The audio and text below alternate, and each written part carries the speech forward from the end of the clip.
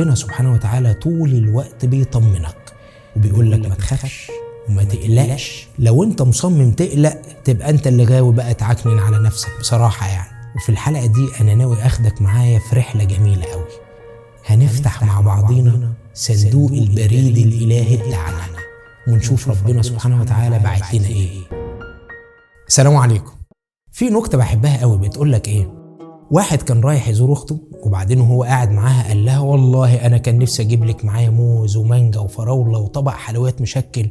قالت له يا اخويا وليه تكلف نفسك كده؟ قال لها يا ستي خلي العيال تاكل وتنبسط.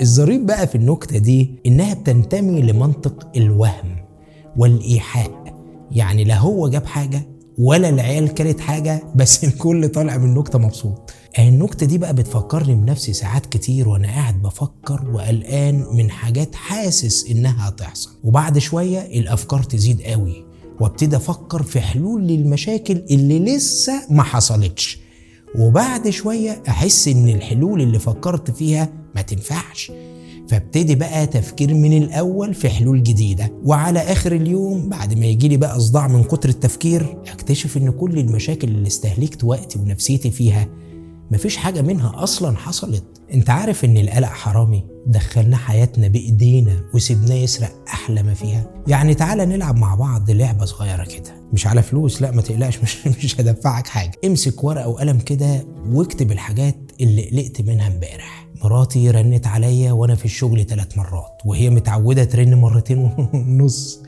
يا ترى حصل ايه؟ اكيد الواد تعب تاني، ولا يمكن ضيعت نسخة المفتاح بتاعها وكانت بتكلمني عشان مش عارفة تخرج من الشقة. مديري ميل على ودني وقال لي شكلك هتوحشني. هو قصده ايه؟ هيرفدني ولا هينقلني ولا ايه؟ نتيجة التحاليل هتطلع النهاردة وانا خايف قوي اطلع ما عنديش حاجة، ده انا دافع 2400 جنيه في التحاليل دي، هيقعوا كده على الارض؟ شوف بقى انت كل فكرة من دول سرقت من يومك كام دقيقة. شوف الوقت اللي قضيته وانت قلقان ودماغك مشغولة وحزين على حاجة لسه ما حصلتش.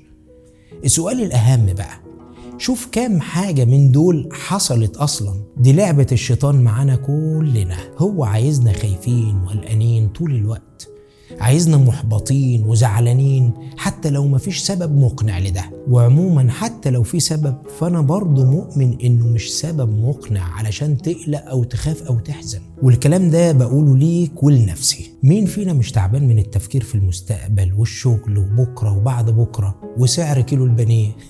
ما كلنا عندنا قلق، بس بذمتك ده ينفع؟ الشيخ الشعراوي قال لا يخاف من له أب فكيف بمن له رب. تقلق وربنا موجود وكريم؟ ما تجيش، صح؟ لأن ربنا سبحانه وتعالى طول الوقت بيطمنك وبيقول لك ما تخافش وما تقلقش. لو انت مصمم تقلق تبقى انت اللي غاوي بقى تعكنن على نفسك بصراحة يعني. وفي الحلقة دي انا ناوي اخدك معايا في رحلة جميلة قوي.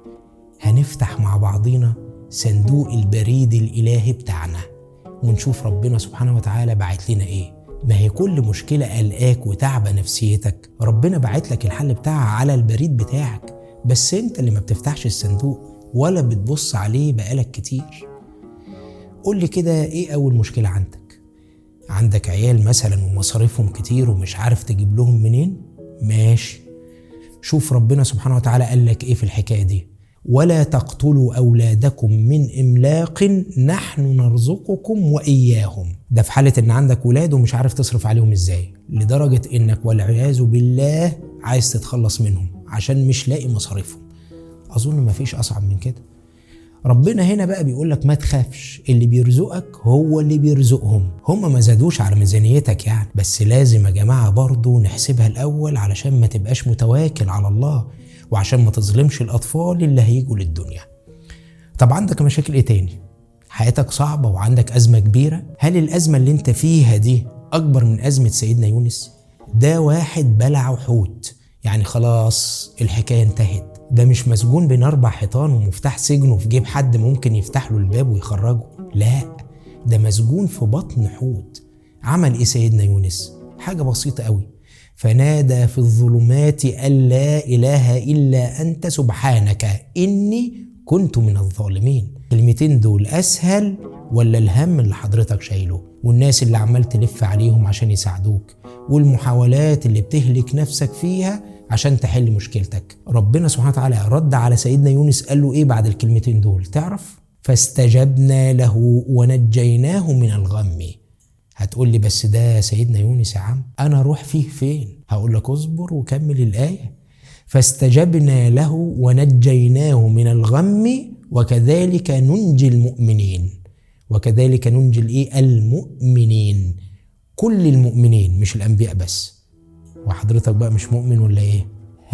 عندك ايه تاني؟ ايه اللي تعبك؟ محطوط في ورطة مثلا مش عارف تعديها ازاي والدنيا مقفلة في وشك، حاسس ان مفيش خرم ابرة ينفع تعدي منه. طب مشكلتك اكبر من مشكلة سيدنا موسى اللي كان البحر قدامه وفرعون وراه، يعني خلصانة بالتلاتة، لدرجة ان اللي معاه قالوا له إنا لمدركون. ردوا قال لهم ايه؟ كلا إن معي ربي سيهدين. ما انت مشكلتك كبيرة عليك طبعا لو انت لوحدك، بس لو مؤمن ان ربنا سبحانه وتعالى معاك مفيش حاجة هتبقى صعبة. عندك مشاكل تانية؟ حاسس انك قليل مثلا، ملكش قيمة، محققتش اي حاجة؟ ماشي، شوف ربنا هيقولك ايه: ولا تهنوا ولا تحزنوا وأنتم الأعلون إن كنتم مؤمنين. لو انت مؤمن فانت منتمي للشريحة الأعلى تصنيفا بين كل البشر، انت مفيش أحسن منك، بس انت اللي مش عارف قيمة نفسك. خايف من ايه تاني؟ خايف الناس تسيبك وتبقى لوحدك؟ ما ربنا قالك ونحن أقرب إليه من حبل الوريد. مين في حياتك قريب منك بالدرجة دي؟ ومين في حياتك هيكون أحسن من ربنا؟ عايز ايه من الناس؟ ما اللي يجي يجي واللي يروح يروح. أصل الحياة صعبة وأنا بمر بأزمات، وماله؟ ما ربنا قال ايه؟ فإن مع العسر يسرا، إن مع العسر يسرا. والعلماء قالوا ايه؟ لن يغلب عسر يسرين. ايه بقى مشكلتك تاني؟ قول لي. عايز تبقى غني مثلا ومش عارف علشان وظيفتك على قدها وبتاخد منها مرتب يدوب تعيش بيه؟ وماله؟ مش عيب. اتق الله بس في كل حاجة بتعملها، وتوكل على الله واعمل اللي عليك واشتغل على نفسك كويس وهو هيرزقك. ومن يتق الله يجعل له مخرجا ويرزقه من حيث لا يحتسب ومن يتوكل على الله فهو حسبه. الرزق هيجيلك من حيث لا تحتسب، مش بس من مصادر ما كنتش متوقع يجيلك منها الرزق، لا، هيجيلك من مصادر انت كنت متأكد ان مستحيل يجيلك منها الرزق. خايف من ايه تاني؟ خايف حد يأذيك مثلا؟ حد يحاربك في لقمة عيشك، يشوه سمعتك، يحطك في دماغه؟ مدير ظالم، جار مؤذي، صاحب غدار؟ ماشي، انا مش عايزك تعتبر ان في شخص واحد عايز يأذيك، لا، انا عايزك تتخيل ان الدنيا كلها اجتمعت عليك، العالم كله فجأة قرر يعمل مؤامرة على سيادتك. هيحصل ايه؟ ربنا قال لك ايه بقى في دي؟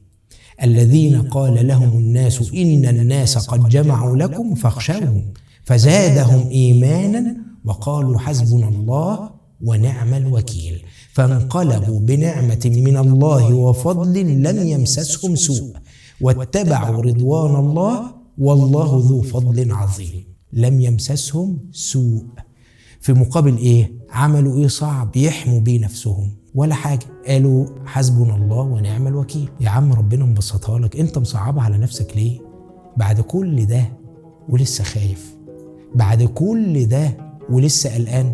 تخيل معايا كده تكون نازل في ضيافة ملك ولا رئيس وبيديك كل التطمينات دي وتفضل خايف وقلقان؟